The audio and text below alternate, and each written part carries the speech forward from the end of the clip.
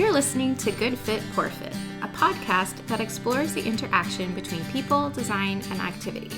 Good Fit, Poor Fit is part of the Universal Design Project, a nonprofit organization with a vision for every community across the USA to have a surplus of homes and opportunities for social participation that are universally and financially accessible. Learn more at universaldesign.org. Hi everyone, it's Sarah, and I have Rebecca here with me today for this episode, well, here in the virtual sense. She's up in Pennsylvania and I am in Virginia. Isn't technology pretty neat that we can record a podcast together? Anyway, today we're going to discuss an article that was recently published in the New York Times. Yes, we are. So, just to set the stage, it's late summer, which means we're smack dab in the middle of two seminal summer celebrations, July 4th and Labor Day. But this year, there was another special occasion in July, which I personally think was not appropriately celebrated with socially distant barbecues. And that is the 30th anniversary of the Americans with Disabilities Act. July 26 marked the 30th anniversary of the landmark legislation known as the Americans with Disabilities Act, or the ADA. This act provides protections for people with disabilities against discrimination in a number of areas, including employment, education, healthcare, recreation, transportation, and housing. It was monumental in its passing, but its 30th anniversary represents an opportunity to reflect on its impact to date and how far our country still has to go in terms of equitable inclusion in society. So in honor of the anniversary, the New York Times published an entire section with articles related to the legislation. One article stood out in particular because it discusses the fact that many of our buildings and spaces today are still not a good fit for people with disabilities. I've included the link to the article in the show notes and encourage you to read it, but I also want to discuss it here today with Sarah. So Michael Kimmelman, the New York Times architecture critic and author of the article, asserts that architecture and design are at the heart of the ADA because of the way that spaces and products are built to exclude so many.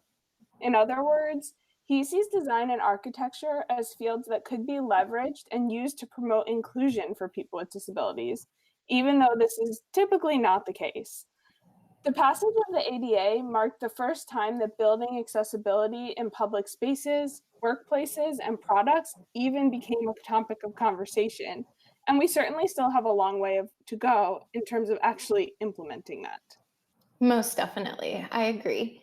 There have been many positive changes that have come out of the ADA for sure. I certainly live in a world where I've pretty much grown up with the ADA being a part of the infrastructure in our communities.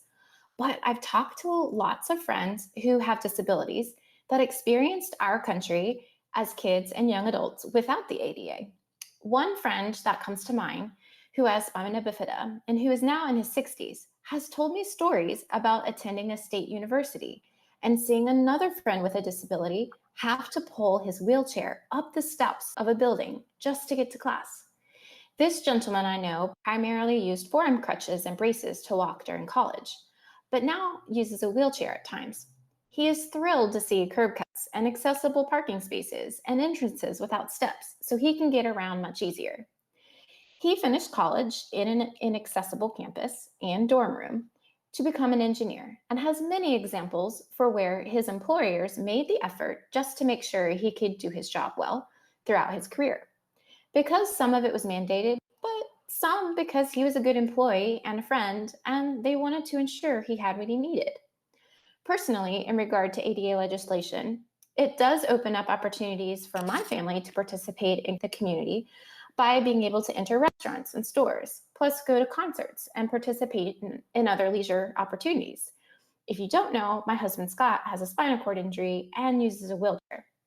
And so it's not all great though. We still get stuck trying to ride the metro in our country's capital because some stations don't have elevator access from up underground or the elevators are out of service. There are still places that don't really provide that access, and if they do, it's not that great. But from what I've heard, it's definitely better than the things that were here before the law was passed. Yeah, I feel like these are the kinds of stories that we hear all the time. And there were some of these even in the New York Times as part of that section. And of course, the passage of the ADA was a great first step, mandating the inclusion of things like curb cuts and entry ramps, braille signs. But I think the anniversary is also a good time to ask critical questions like what's next and how can things be better?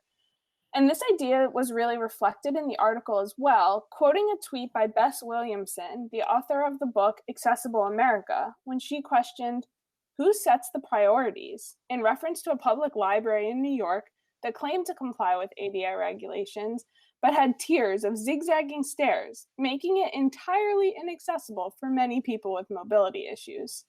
Williamson's question reminds me why it's important that the design of spaces be a collaborative process, one that includes people who know the intricacies of design and architecture, in addition to people with disabilities whose voices and perspectives are so often left out of this work.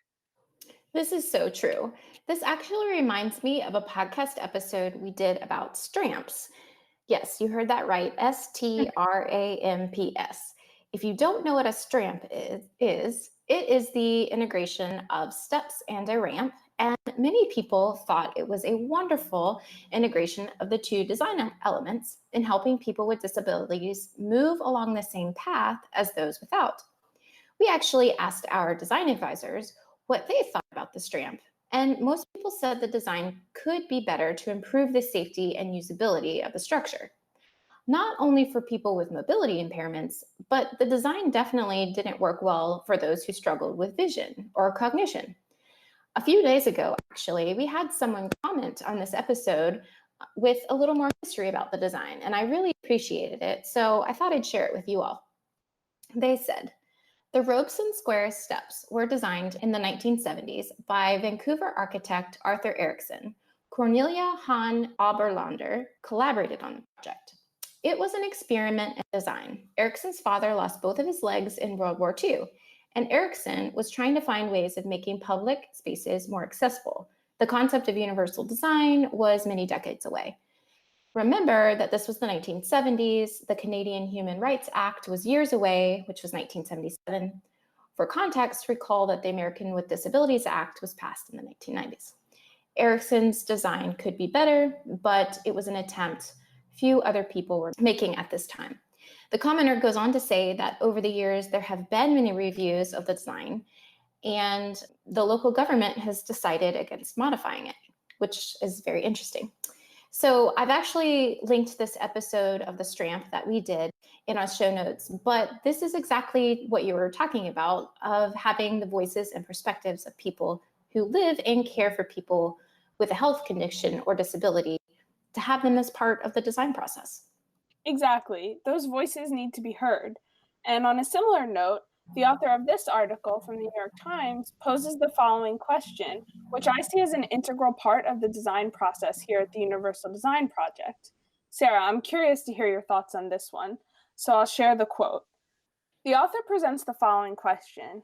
Does the design evolve out of a truly collaborative process that engages upfront the diversity of users, including those with disabilities, who best know what they need and want?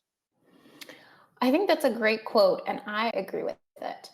That's why we actually structured our organization the way we did. We feel as though health professionals like occupational therapists and physical therapists, plus people with disabilities, need to have their input in a design while working with the designer. All of those voices need to be heard. And I think a lot of creative things can come out of having everyone work together. I know this article mostly talks about community and commercial spaces because it is the ADA, but this idea is important for our homes too. Our communities need more functional options for people with disabilities in the home market, so they don't just have to make do with the status quo of design. The best way to get these homes functional is to have those voices heard. For sure. And another thing I loved about this article was its emphasis on the fact that aesthetically appealing, functional, and accessible are not mutually exclusive concepts. Structures can be beautiful and usable by everyone. And this is really the premise of universal design. The author even writes, a ramp can be something stuck onto a building to check off a legal requirement, or it can inspire a design. And I love this statement. I do too. This really hits into the heart of collaboration and the way we want to view it at our organization. We don't want to impede the creativity of a designer in the creation of community spaces or homes, but we truly feel that collaborative effort helps the finished product be used by more diverse groups of people and to be beautiful at the same time. So let me give an example. This is maybe how we'd arrange the layout of a bathroom. The style, it can mimic what's currently in trend, but it can be laid out and arranged in a way that can be used by those who need to walk, those who use a wheelchair, maybe those who use a wheelchair and walk, or those who have trouble seeing or hearing. When different professions figure out how to merge their experience, you can only make the outcome one of beauty and function. Just like in your TEDx talk, Rebecca, you talk about making finger splints for one of the clients that you had. And instead of making them look like medical devices, you changed up the finish and created a design that looked more like jewelry. I'm sure this made your client more willing to wear her splints because it looked beautiful versus being made out of a medical looking plastic. Yep, exactly. So this idea of beautiful and functional can be applied in so many domains. And I think perhaps Sheann Horn, a disabilities rights advocate, speaker, and teacher who was born with cerebral palsy, said it best. She said, if you make a phone or a building or a park or a hotel beautiful and also accessible, it makes life better for everyone. Yes, and I think that's the shift in thinking that needs to occur.